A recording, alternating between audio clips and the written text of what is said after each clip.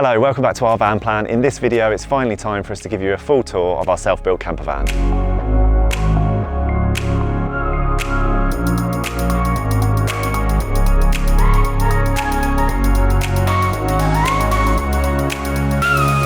This is our camper van. It's based on a Fiat Ducato L2H2 panel van. It's 2020 model year and it's a Technico spec which gives you cruise control, speed limiter, Apple CarPlay and a few other things in the cab to make it slightly more comfortable. The engine is the 2.3 litre 140 horsepower 6-speed manual multi-jet, which is more than enough for lugging around our almost 3-ton conversion. It's a really comfortable drive and we're really pleased with our choice of van.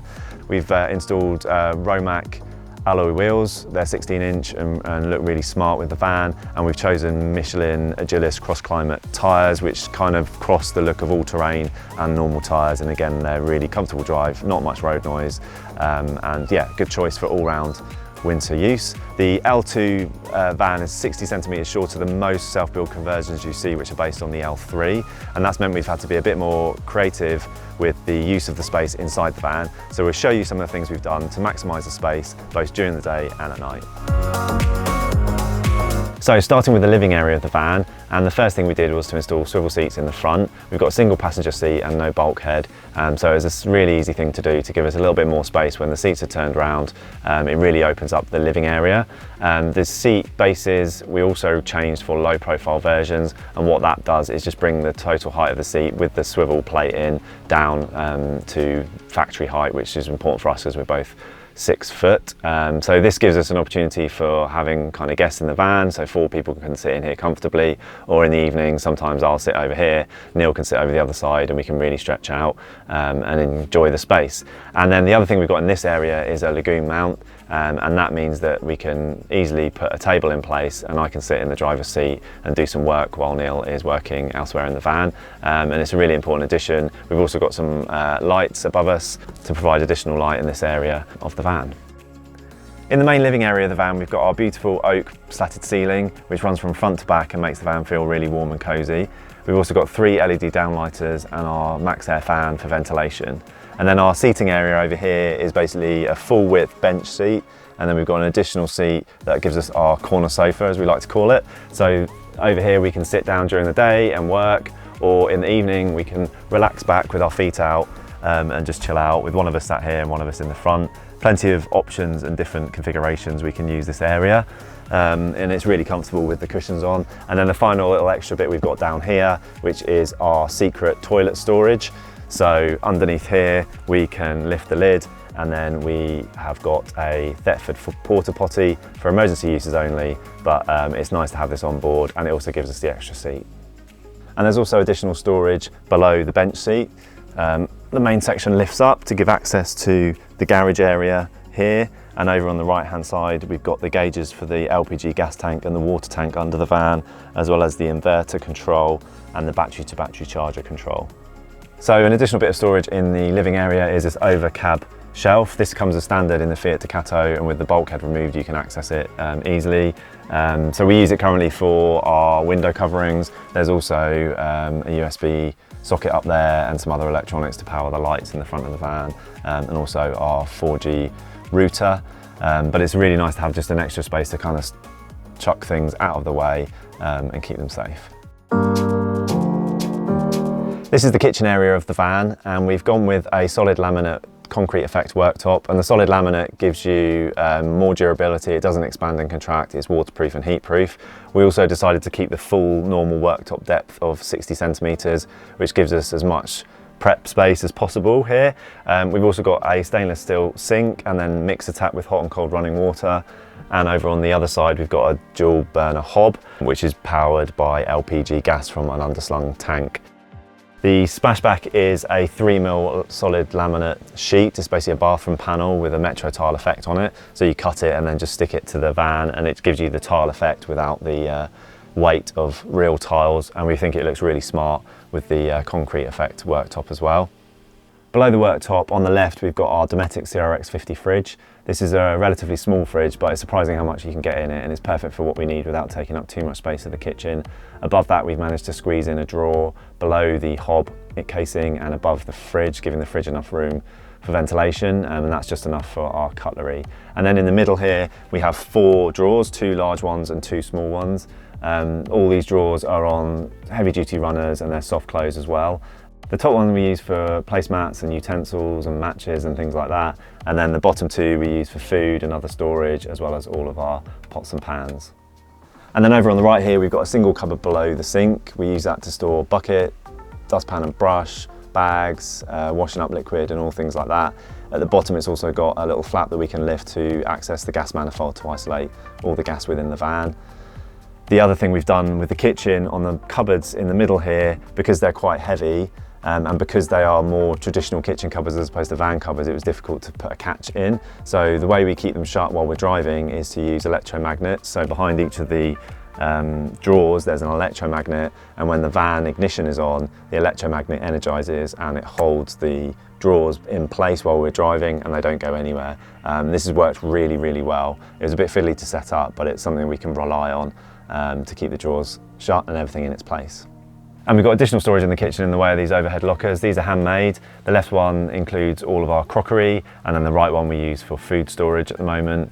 Again, these provide easy access and actually a surprising amount of storage, and look great in contrast with the black cabinets below the worktop. So as you can see, we've maximised the space in the van in daytime mode with plenty of seating, different areas so we don't feel too overcrowded, and then retaining a reasonable sized kitchen. But that's come at the expense of the bed. We needed a pretty much full-size double bed because we're both 6 foot tall. So in order to fit that in, we had to be a little bit clever with the build. And what we did in the end was to build a pull-out bed. So the bed pulls out, and then we have 2 mattresses stacked on top of each other which go next to each other to form a full-size double bed. And we got the length of the bed by building cutouts into the walls, which is one of the benefits of these Ducato vans, because they do give you a lot of width to use. So we basically reduced the amount of insulation and wood at that point to give us an additional 10 to 15 centimetres at the head and the foot of the bed. So when the bed is in bed mode, we have a full-size double, it's a memory mattress and it's really, really comfortable. And then during the day, it goes out the way, it doesn't take too much to put it all away, and then we have a decent sized living area for the daytime. As I mentioned earlier, we've got LPG gas on board. It's actually a 25 litre underslung gas tank, which comes up through the van, through a manifold under the cupboard that we can access, as I said, and powers our hob burner in the kitchen. We've also got a Truma 4E boiler, which is LPG and electric powered. The LPG does amazingly, and that heats 10 litres of water for the kitchen here and the shower point we've got at the back, which I'll show you in a minute. And also it provides our heating for the van. And we have 3 heating outlets in the front here and 1 in the garage area. And then we just use the control panel just to the side of this cupboard that allows us to set a temperature, and then it remains at that temperature consistently, and it's really good. It keeps the van really nice and toasty. We've also got an external barbecue point that we opted to have installed at the same time, and that gives us the opportunity to basically attach a gas barbecue to the van and use the LPG to power that and to eat outside and have a barbecue, which is fantastic when you don't have time or energy or effort to do the full traditional barbecue effort with coals. We've got a underslung freshwater tank, which again feeds the cold water into the tap in the kitchen, and also the Truma boiler to generate our hot water. So we don't actually have an underslung wastewater tank for a couple of reasons. One, the placement of the gas tank actually meant that we couldn't fit it where we wanted to, and also this is an L2 length fan, so that's actually a lot less space underneath there. But what we've done is cut a hole in the floor, and then we run a pipe from the sink out the bottom of the van, and we use a bucket to collect the grey water and then dispose of that. We don't have an inside shower or anything like that, so we don't generate a lot of grey water, so that works well for us for the moment, and we'll see how we get on as to whether we can be a bit more creative with a tank elsewhere. So that's the inside of the van. So the last part of the tour is to show you the garage area, our electric setup and our outdoor shower.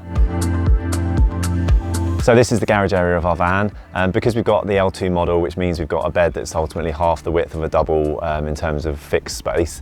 We don't have as much garage space as most people have, but we've tried to maximise that by using things like these plastic boxes to increase our storage capacity. And we've also left an area through the middle here to allow us to put either longer items or more boxes and access them from underneath the bench seat in the front. So storage wise, with chairs, We've got our levelling ramps, picnic blankets and stuff like that. We can get quite a lot in this area. Over on the right hand side here, we've got our water filler, where we can fill up from a campsite or wherever, goes underneath the van and fills the tank that's under the van. And then below that, we've got a bullfinch shower point. And what we do is you just fit this shower into that, and then a flick of a switch. We've got hot and cold running water as a shower at the back of the van. And we bought one of these water saving shower heads from Amazon because the way it works is it gives a better spray, as you can see, rather than the one that comes with the bullfinch, which was a bit more of a dribble. So this works really well for us. And then over on the right hand side, we've got our electric setup. So we've got our batteries in this part here. We've got 200 amp hour lithium ion batteries, which is way more than enough for what we need. We could probably be off grid for maybe 4 to 5 days with those. And we've got an app as well that allows us to check the remaining battery and the current and consumption.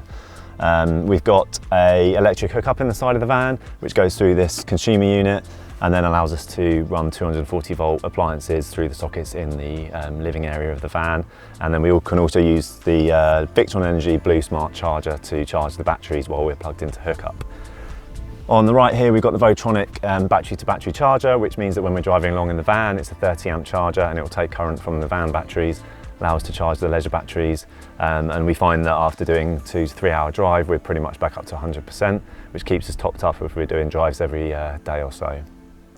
And then we have got a 200 watt inverter, which we rarely use, to be honest, but we mainly use that for charging laptops.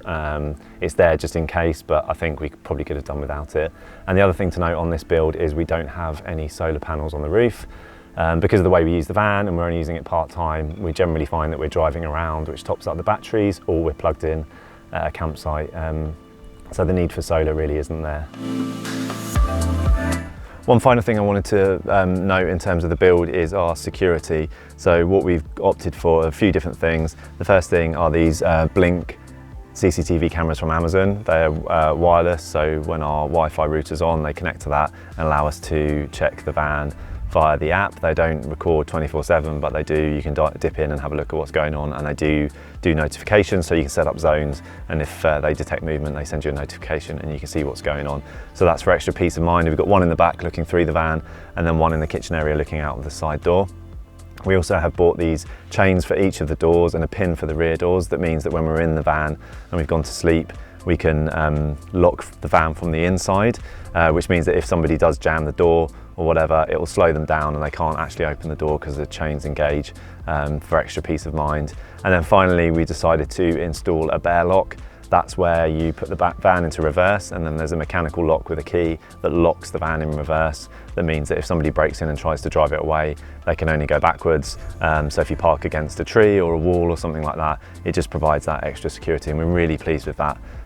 So all of those things combined give us extra peace of mind because we worked a lot on this van, blood, sweat and tears, and we want to make sure that it's as safe as possible.